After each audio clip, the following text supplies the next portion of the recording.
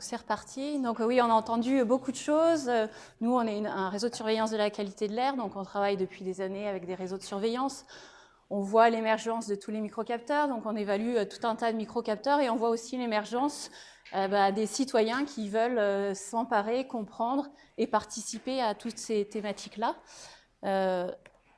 Et donc en 2016, il y a une première expérimentation qui a été menée qui s'appelait Mobicitaire, qui visait à tester. Alors il y avait différentes étapes. Il y avait une étape pour les tests de microcapteurs pour les intégrer dans des modélisations et voir ces pertinences-là. Et il y avait un aspect plus sociologique avec l'accompagnement de Stéphane Labranche dessus, pour essayer de voir comment les citoyens s'emparaient de ces mesures-là.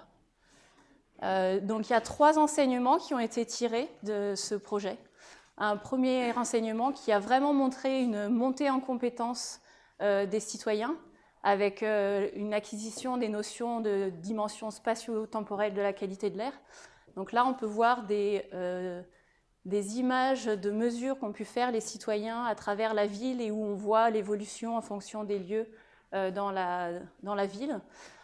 Et on voit aussi également, sur Grenoble, on a aussi la topographie qui a une influence et on voit vraiment les gens qui s'emparent pour aller voir si en altitude l'air est vraiment plus pur que dans la vallée. Ils arrivent à des surprises dont on reviendra après parce que ça a mis en place d'autres projets collaboratifs et donc ils sont allés tester différents types de sources de pollution. On s'aperçoit que les gens ils vont en premier lieu tester dans leur habitat et puis après, une fois qu'ils se sont appropriés certaines choses à l'intérieur de leur environnement, ils vont aller tester différentes choses à l'extérieur et imaginer tout un tas de choses. Donc c'était vraiment une exploration découverte faite par les expérimentateurs et on s'est aperçu qu'ils, pour une bonne partie d'entre eux, ils avaient vraiment une rigueur et une méthodologie où certains même notaient ce qu'ils avaient fait, à quelle heure et comment tout le processus d'appropriation de la mesure avançait. On s'est aussi aperçu que c'était un grand vecteur de partage entre citoyens, que ça suscitait le dialogue. Donc on verra surtout sur cette expérimentation-là, ça a été un peu moins le cas sur les expérimentations d'après, mais où les gens échangeaient sur les réseaux sociaux, parler sur les pistes de ski de fond pour indiquer vraiment ce qu'ils avaient fait et pour pouvoir montrer qu'ils étaient moteurs dans toutes les actions de qualité de l'air. Mais surtout, ce qu'on a appris, c'est que ces mesures, sans un accompagnement, ça pouvait engendrer des interrogations et beaucoup de besoins d'explication. Et que dans ce cas-là, notre rôle d'ASCA était important parce que ça leur soulevait plein de problématiques liées à leur territoire et que les accompagnements qu'on pouvait mettre en place à côté de ces mesures jouaient un rôle très important. Donc il y avait le matériel, mais l'humain jouait un rôle très important. Et c'est à la suite de ça qu'on a mis en place un projet de captothèque territoriale avec un développement et déploiement d'un dispositif de prêt microcapteur gratuit, puisqu'on a une mission d'intérêt public. On essaye de permettre, le but c'est d'essayer de déployer ça d'une manière large à l'ensemble du territoire pour tout niveau de profil sociologique et économique des populations. Et que pour tester cette captothèque à échelle déjà un peu plus large, on a eu 3 expérimentations cet hiver. Le projet BibiClean, qui est un projet financé par l'Europe, un projet Interreg, qui se passe dans l'Arve. Un projet Checkbox, qui est un projet Primcal, qui se situe sur la métropole grenobloise. Et puis d'autres ateliers citoyens sur la métropole de Clermont-Ferrand. Donc le kit de la captothèque, il va évoluer dans le temps parce qu'effectivement on se rend compte que c'est pas une pollution, c'est des pollutions et que les gens s'interrogent par tout un tas de choses. Nous, on essaye quand même de faire attention à ce qu'on propose en essayant d'évaluer les capteurs, en essayant de s'assurer d'une fiabilité. vous verrez qu'on intercompare, on essaye de recaler les capteurs. Dans Mobiciter 1, on avait dû procéder à des recalibrations de l'instrumentation qui ont été échangées aussi avec le programme Ambassadeur. Donc sur l'hiver 2019, on s'est centré sur l'Airbeam parce qu'on avait un questionnement qui était tourné vers les particules et toutes les problématiques qu'on a dans les vallées alpines en hiver avec l'importance du chauffage au bois.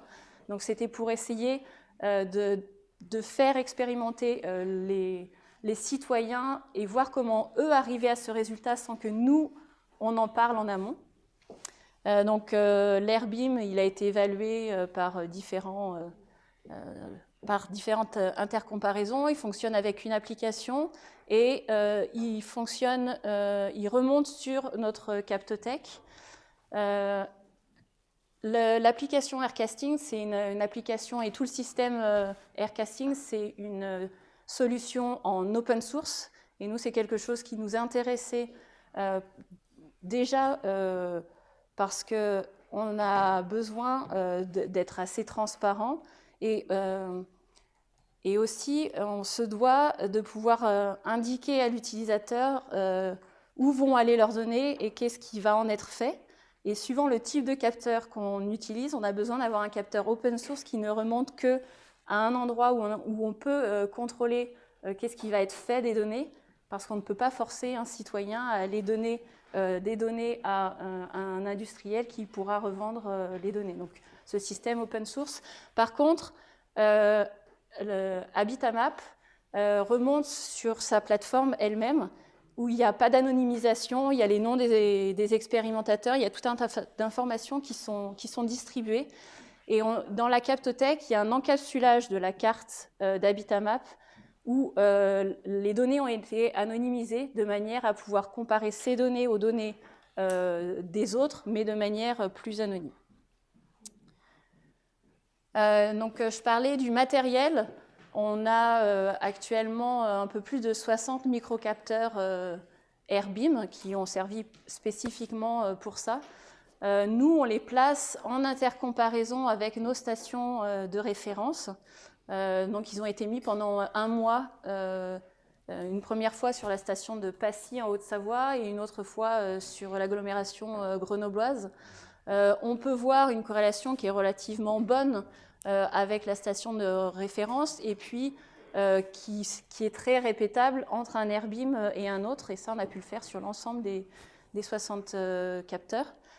Par contre, quand nous, on fait une animation, on leur explique bien la différence entre une mesure de référence et une mesure par capteur mobile optique pour qu'ils aient bien conscience des biais, des artefacts, et que si on va comparer à une station de référence, qu'ils comprennent pourquoi des fois il y a des variations. Ça fait partie aussi de l'appropriation de la mesure que de comprendre comment ça fonctionne. Et donc, ce que j'expliquais, c'est que pour la version 1 de l'Airbeam, ces intercomparaisons avaient permis de recaler les capteurs pour essayer d'avoir une mesure qui était plus en adéquation avec l'aérosol ambiant de là où se faisaient les expérimentations. Donc, on a lancé la plateforme Captotech pour les expérimentations cet hiver.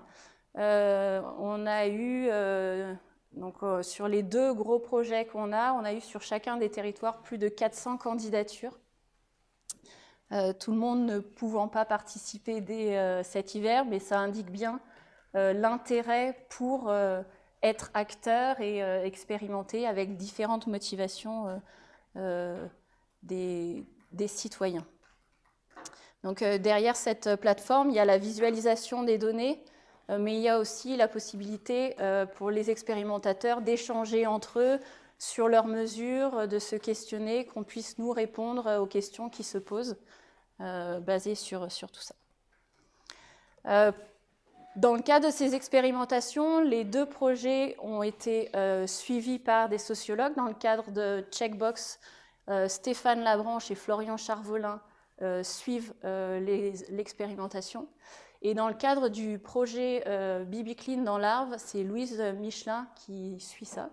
Et issu de Mobiciter et avec des compléments de ces 2 projets, il y a un questionnaire sociologique qui a été établi avec plus de 50 questions qui regroupent des questions liées à leur profil, leurs connaissances, leur intérêt pour les technologies, leur mode de chauffage, leur mode de mobilité, tout un tas d'informations.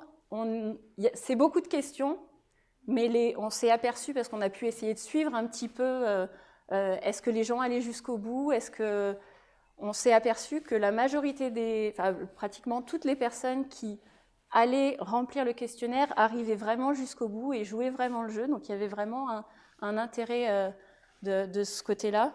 Je crois que Florian et Stéphane vous ont un peu parlé de l'analyse des questionnaires qui sont en train de faire et qui sont une source d'informations énorme, parce que dans les 2 cas, c'est plus de 400 candidatures avec tout un tas d'informations pour essayer d'avoir ça. Et donc ces questionnaires, ils ont permis d'essayer de déterminer les profils et de voir après, quand les expérimentateurs empruntent le microcapteur, qu'est-ce qui les a intéressés, qu'est-ce qui a fonctionné, qu'est-ce qu'il faut améliorer, d'avoir leur ressenti en fonction de leur niveau de connaissance, en niveau de leur niveau d'engagement, leurs profils divers et variés.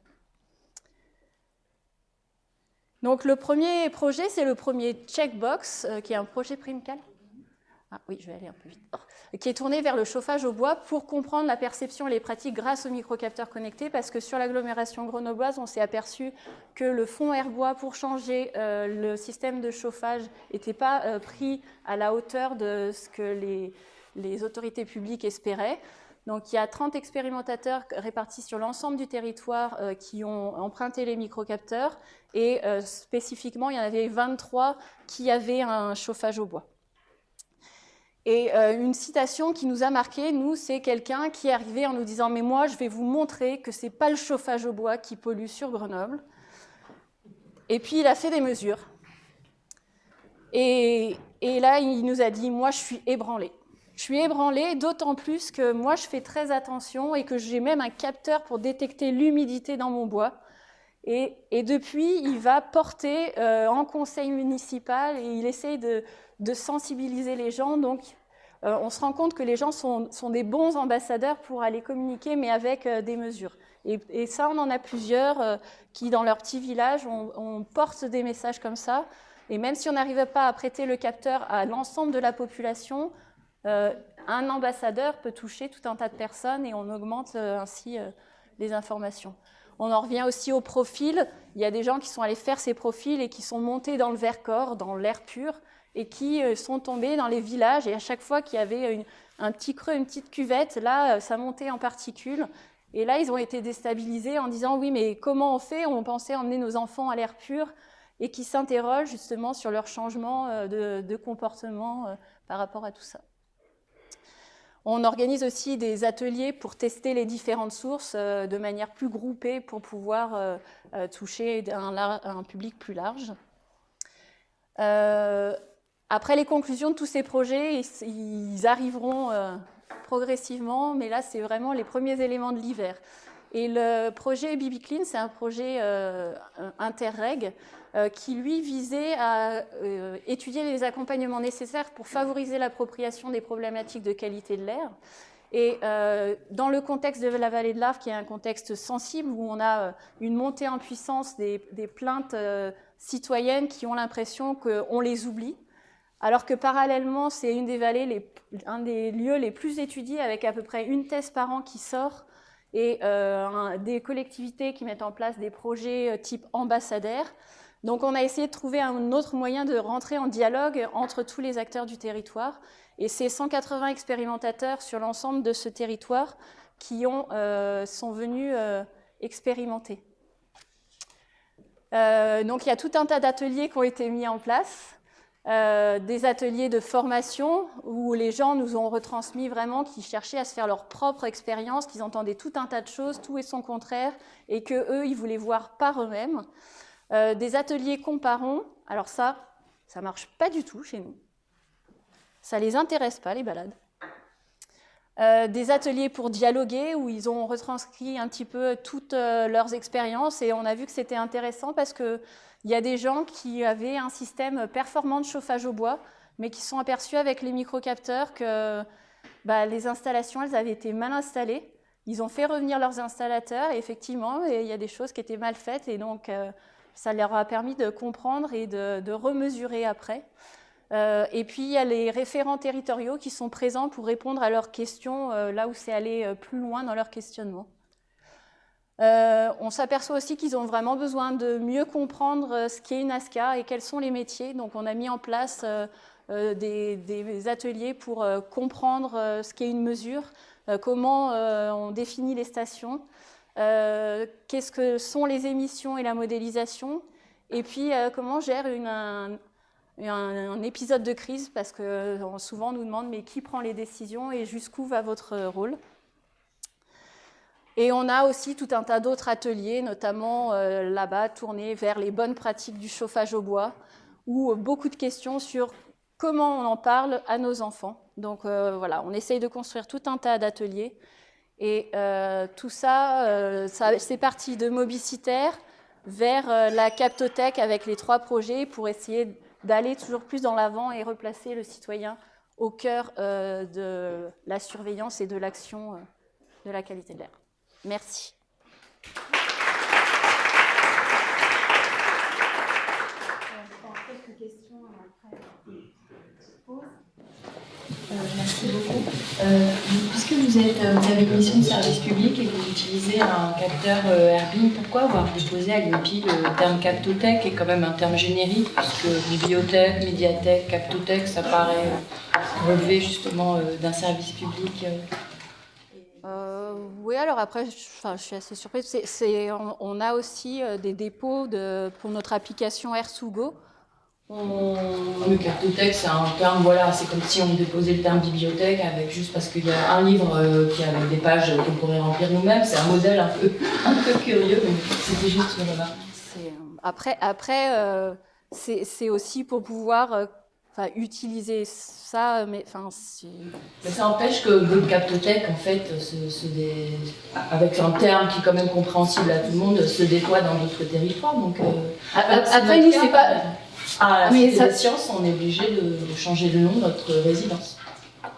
Après, on peut aussi en discuter, on n'est pas fermé. Hein. C'est pas dans le. Bon, si vous voulez, on peut en rediscuter. Il n'y a pas de problème, on n'est pas fermé. On est aussi confronté à tout un tas de choses aussi, nous, des aspects industriels et des choses, et de tout un tas de choses qu'on développe et sur lesquelles on est obligé de.